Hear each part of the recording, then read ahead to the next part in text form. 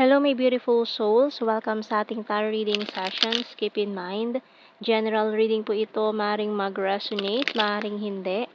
Kunin nyo na lang po kung para sa inyo and leave the rest. Maaaring mag-shift the energies or magkabaliktad ang sitwasyon.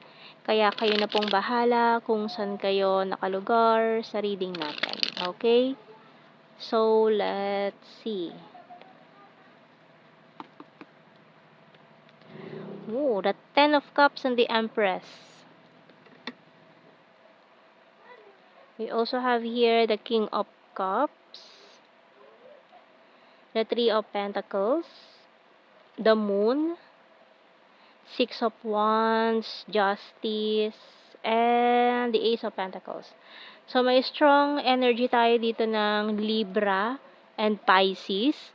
So, yung bottom card natin, Magician. Okay, so tingnan muna natin sa ating mga signs and symbol cards.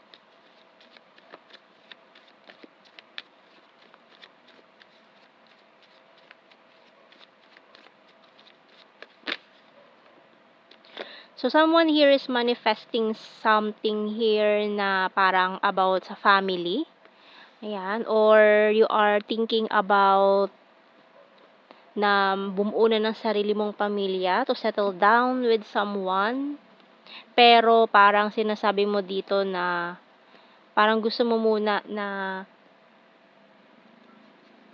ma-reach to mga goals na ito or to have these rewards, promotion, may hinihintay kang parang promotion or another job opportunity, parang sinasabi mo na you're not ready enough financially. Pero may someone kasi dito na nagde-demand na to have this parang mag-settle down na kayo.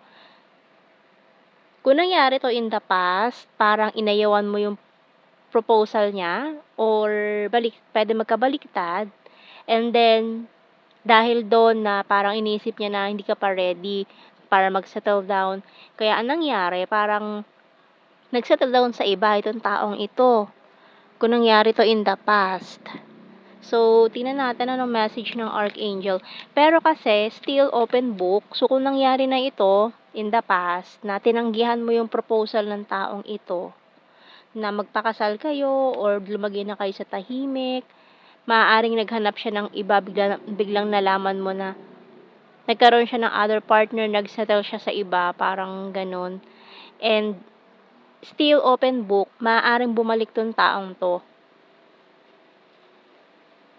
So we have here Moon Cycles by Archangel Haniel. Notice how the moon affects your energy and manifestations and capitalize upon these cycles. So, nung huling full moon marahil, ayan, mukhang nagparamdam na to sa'yo. Ayan, we have the moon dito, dalawang moon. Mukhang nagparamdam na to sa'yo. Or Pisces moon. Ayan, lakas ng Pisces moon dito. Lalo na kung itong taon to, meron siyang Pisces moon. Mukhang nagparamdam na siya or paparamdam na itong taong ito. And tingnan natin mga messages dito.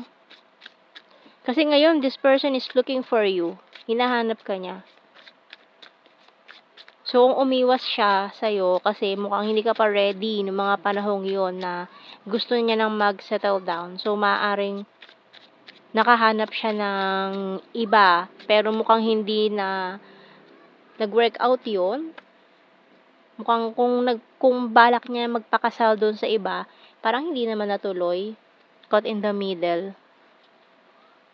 So, dahil nga doon, nagkaroon ng third party issues dito. Pero mukhang may pinaplano itong taong to na bumalik sa'yo. I will fight for you.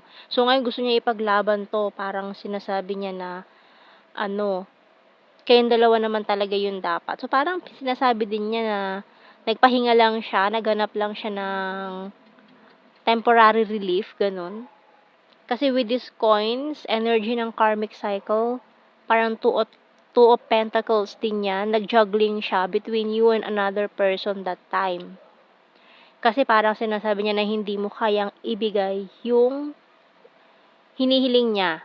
Kaya parang naghanap siya ng taong kayang gawin yon. Pero mukhang hindi rin nangyari. Hindi rin sila nagpakasal. Can't sleep thinking of you all night long. Can you forgive me? So, this person will ask for your forgiveness sa mga nangyari, sa ginawa niya, na pinilit ka niya, or sana hinintay ka na lang niya, na maging okay, na maging ready for that. I'm proud of you. I want to marry you someday. Kasi ikaw talaga yung gusto niyang pakasalan eh. No, mukhang dahil sa sama lang ng loob, masama talaga yung loob niya kasi tinanggihan mo siya. It's a disaster and I have fear and anxiety. You're the fairest of them all. So, ikaw talaga yung gusto niya. Maaaring ginawa lang niya yun para maghabol ka sa kanya. Pinalabas niya na may other person na siya na gustong pakasalan kasi tinanggihan mo siya. And then, ginawa lang niya ito para magselos ka, maghabol ka sa kanya, para sabihin na, para pumayag ka sa gusto niyang mangyari. Pero hindi ka nagpatinag, no? Talagang hindi ka nagpadala sa emotions mo kasi talagang desidido ka na ma-reach itong mga goals mo, itong mga gusto mo makamit sa buhay bago ka mag-settle down, lumagi sa tahimik. So, maaaring ang pinagseselos ka lang nitong taong to. And this person is really proud of you na kahit anong gawin niya, hindi kanya talaga mabasag sa prinsipyo mo. I want you. It was my fault but I blamed you. I want to tell you how I feel. I know that I crossed the line with you. Pero sumobra naman nga kasi talaga yung ginawa niya. You speak to me through music. I know I messed up everything. I'm so attracted to you and I can't stop thinking about you. Bottom card, I'm grateful for the spiritual lesson. Okay, so kuha tayo ng mga initials dito.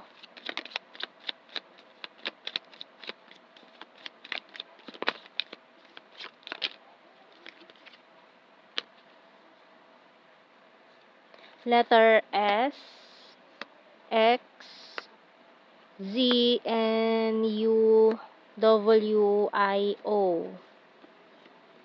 Bottom card, letter P. And kuha tayo ng blue card. Manipulation. So, ayan parang minamanipulate ka ng taong ito Courage and passion.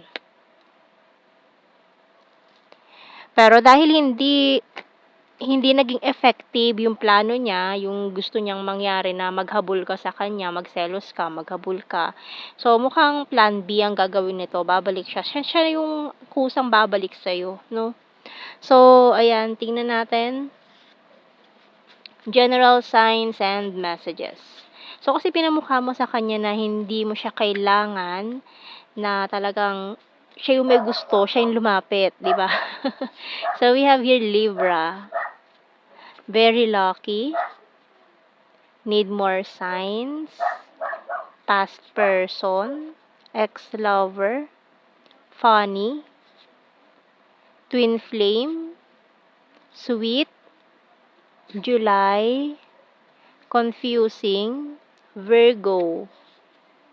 Lake. Trustworthy. Attractive. Shy at first. Good heart. Cup is water sign, Cancer, Scorpio, Pisces. Selfie holy. Birthmark. Mindanao. August. Runner card. Ayan. Friendly. January. Flower. Scorpio. Mirror. And party animal. So, yan ang ating reading, my beautiful souls. Thank you for watching. Take care and God bless. See you in our next reading, guys. Bye-bye.